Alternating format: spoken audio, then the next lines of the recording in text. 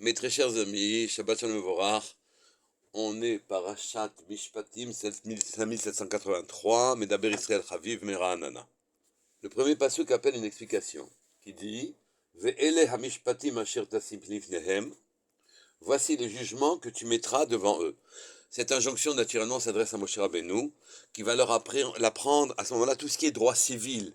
On n'est plus dans des relations ben Adam de l'homme avec Dieu, mais dans les relations de l'homme avec l'homme. La vie de tous les jours doit être réglée, les conflits, les différends doivent être réglés, et donc la Torah va nous apprendre comment les régler.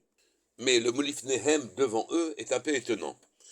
Parmi les très nombreux sens que l'on donne, dont celui de Rashi qui dit que le travail de Moshe Rabbeinu doit être un travail mâché qui permette de comprendre immédiatement ce que l'on doit faire comme jugement, l'ifnehem, donc comme une table qui est servie et dont on a disposition immédiate, pas des jugements compliqués.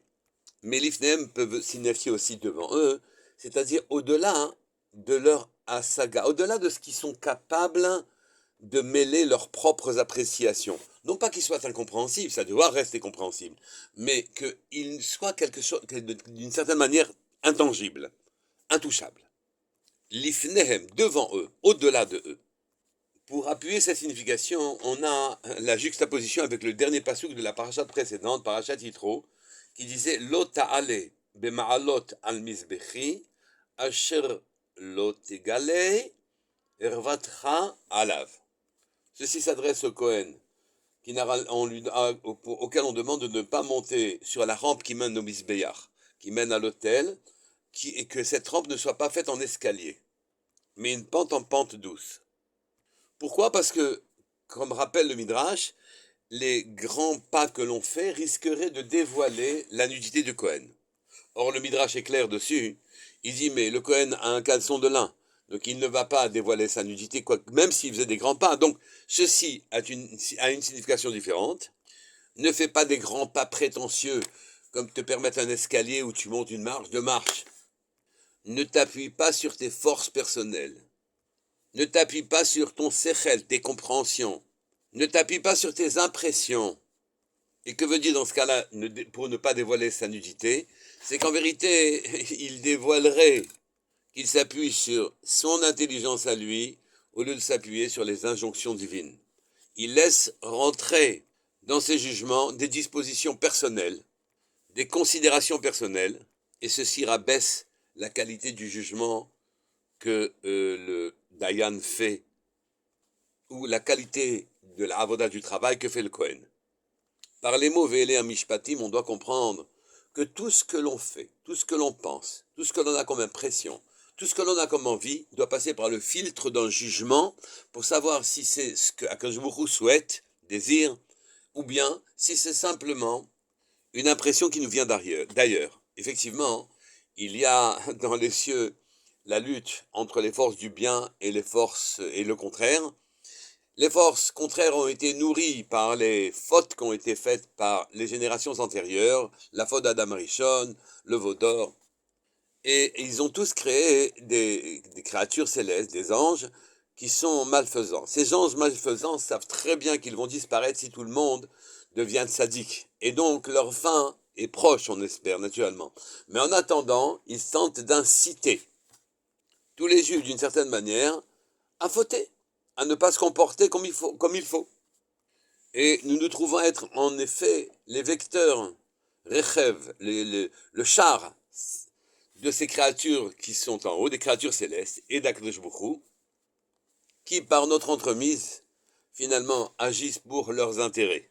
Nous donnent l'envie, Khalila, de faire une faute, ou nous donnent l'envie au contraire de faire une mitzvah. Tout doit passer par le filtre de Ve'ele Amishpatim. Et voici les jugements qu'il doit porter sur tout ce que l'on fait de manière à ne pas être le jouet de forces qui nous dépassent.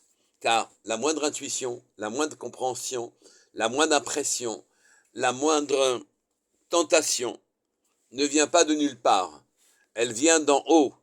Elle vient contribuer à la guerre féroce que se livre le bien contre le mal. On doit nourrir pour chaque chose que l'on fait ou que l'on pense une intention précise pour savoir si, après ce filtre de ce jugement, on va aller dans ce sens ou non. Ceci nous permet d'expliquer un autre passouk de la paracha. Kitir chamot son acha, robetz tachat masao, vechadalta me'azov lo, azov ta'azov imo. Lorsque tu vois l'âne de ton haïsseur, ployant sous sa charge, et que tu as hésité à l'aider, aide-le à redresser la charge en quelque sorte, imo avec lui. Le sens littéral est évident, on doit aider son chaver, on doit aider son ami qui a une lourde charge à réajuster la charge de son âne. Mais son écha ne veut pas dire que je le haïs. Bien que je le haïsse, je dois l'aider. C'est pas vrai. Son écha, c'est pas snuacha. C'est pas quelqu'un que l'on haït nous-mêmes. Non, c'est quelqu'un qui nous est à nous. Son écha, c'est de ton haïsseur. Aide-le à réajuster sa charge. On doit citer ici le Baal Shem Tov au travers des écrits du Degel Machane Ephraim, qui traduit Chamor son écha. Chamor, c'est la matérialité de ton ami. C'est son corps qui est devenu le véhicule sonécha de celui qui haït tous les chachamim, le Yetzerara. Si tu vois ton ami qui plie sous la charge de son Yetzerara, qui est la proie de son Yetzerara, qui ne peut pas lui échapper. Chamor, l'âne, c'est la matérialité. Chomer, la matérialité de la neshama de la personne en question.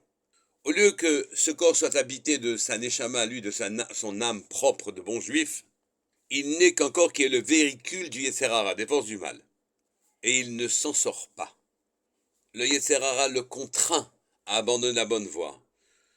Par les maladies qu'il pourrait lui infliger, par les difficultés financières qui l'oppressent, Rahman al-Islam, ou pour tout autre problème qui se pose à lui, qu'il n'arrive pas à résoudre, et qui le contraint à sortir de la voie, la belle voie, le bon chemin d'un bon juif, aide-le, va vers lui, aide-le, à une condition cependant, que lui aussi il cède, qu'il prie pour s'en sortir. C'est ça, Azov ta'azov imo, avec lui, quand lui a l'intention de sortir du cercle vicieux dans lequel il est rentré pour intégrer un cercle vertueux, alors à ce moment-là, toi, précipite-toi vers lui et va l'aider.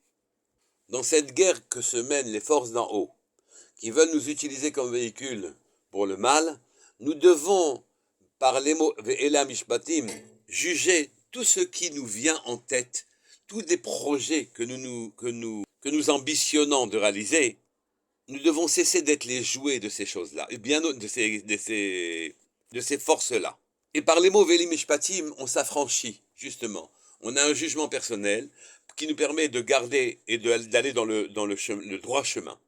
On peut comprendre ici que ces Mishpatim en question, ces jugements, qui ne paraissent être que du droit civil, du droit matrimonial, ce que les tribunaux goy aussi défendent comme principe, sont en vérité des choses bien plus élevées, qui font que même les choses matérielles soient régies par des lois spirituelles et que par le filtre de nos jugements personnels sur tout ce que nous devons faire, nous attribuons de nouveau la terre et le monde matériel à Hachem, qui viendra exercer sa royauté sur nous. Shabbat Shalom Mevorach, Kol Tuv.